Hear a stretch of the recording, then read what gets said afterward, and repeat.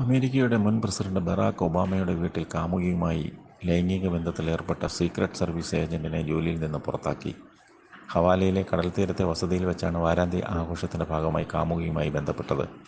ഒബാമയുടെ ഭാര്യ മിഷേൽ ഒബാമയുടെ ടോയ്ലറ്റിൽ വെച്ചായിരുന്നു ശാരീരിക ബന്ധം നടത്തിയത്. ഈ സമയം ഒബാമയും ഭാര്യയും സ്ഥലത്തുണ്ടായിരുന്നില്ല. ഒബാമയുടെയും കുടുംബത്തിൻ്റെയും സുരക്ഷാ ചുമതലയുള്ള സീക്രട്ട് സർവീസ് ഏജന്റാണ് നടപടി നേരിട്ടത്. അധികാര ദുർവിനിയോഗം, ദേശ സുരക്ഷ ലംഘിച്ചു തുടങ്ങിയ കുറ്റങ്ങളാണ് ഇയാൾക്കെതിരെ ചുമത്തിയിരിക്കുന്നത്.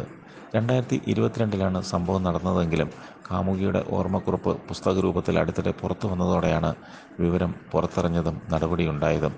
വിവാഹമോചിതനാണെന്ന് പറഞ്ഞാണ് യുവതിയുമായി ഇയാൾ അടുത്തതും ശാരീരിക ബന്ധത്തിലേർപ്പെട്ടതും. എന്നാൽ ഇയാൾ വിവാഹിതനാണെന്നാണ് വ്യക്തമായത്. കള്ളം പറഞ്ഞ് തന്നെ വഞ്ചിച്ചു എന്നാരോപിച്ചായിരുന്നു യുവതി ബന്ധം അവസാനിപ്പിച്ചത്. Undercover heartbreak, a memorial of trust and trauma എന്ന പുസ്തകത്തിൽ ഇത് ഉൾപ്പെടെ നിരവധി സുരക്ഷാ വീഴ്ചകളെപ്പറ്റിയുള്ള വിശദാംശങ്ങളുണ്ട്.